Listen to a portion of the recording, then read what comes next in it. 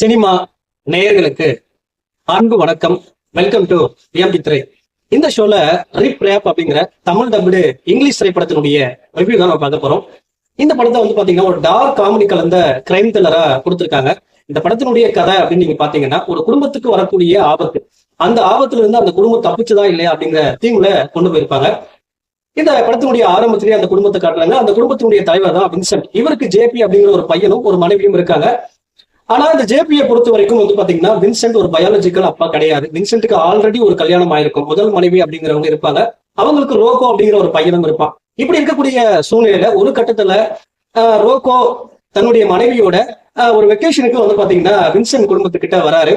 இவங்க எல்லாம் ஃபேமிலியா ரொம்ப சந்தோஷமா இருக்காங்க. அந்த சமயத்துல அதுக்கு பேரெல்லாம் பாத்தீங்கன்னா லெப்டி அப்படிங்கிற ஒரு கொடூரமான கேங்ஸ்டர் பாத்தீங்கன்னா இந்த ரோகோவை கொலை பண்றதுக்காக தன்னுடைய தானும் தன்னுடைய மகனும் பாத்தீங்கன்னா எப்படியும் இந்த ரோகோவை கொலை பண்ணணும் அப்படின்ற மாதிரி தேடிட்டு இருக்காங்க.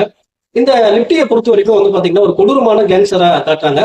இந்த லிப்டிக்கும் ரோகோவுக்கும் என்ன சம்பந்தம், லிப்டி ஏன் ரோகோவை கொலை பண்ண தேடிட்டு இருக்கான், டுவர்ட்ஸ் த எண்ட் இந்த வின்சென்ட்டுடைய குடும்பத்துக்கு என்னென்ன மாதிரியான ஆபத்துகள் வருது, அந்த ஆபத்துல இருந்து அவங்க தப்பிச்சாங்களா இல்லையா அப்படிங்கிறத அந்த படத்தினுடைய மீதி கதை.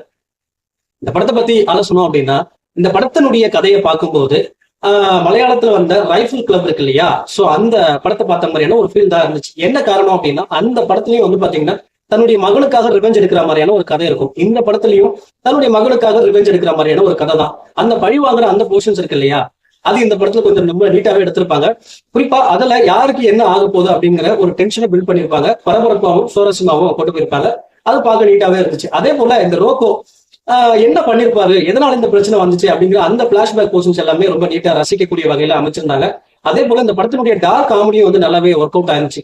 உதாரணத்துக்கு இந்த வின்சென்ட்டுடைய நெய்பர் பண்ணக்கூடிய அந்த சம்பவங்கள் அது எல்லாமே ரொம்ப நீட்டா இருந்துச்சு. அதே போல ரோகோக்கு எப்படி இந்த லவ் அப்படிங்கிற விஷயம் வருது அதை காட்டின விதமாகட்டும். அதே போல பாத்தீங்கன்னா லிப்டிக்கும் வின்சென்ட்டுக்கும் ஆல்ரெடி ஒன்னா சேர்ந்து ஒர்க் பண்ணிருப்பாங்க. சோ அவங்களுக்குள்ள என்ன நடந்திருக்கும் அப்படிங்கிற அந்த சீக்ரெட் வெளிவர அந்த காட்சியாகட்டும் எல்லாமே ரசிக்கக்கூடிய வகையில எடுத்திருந்தாங்க.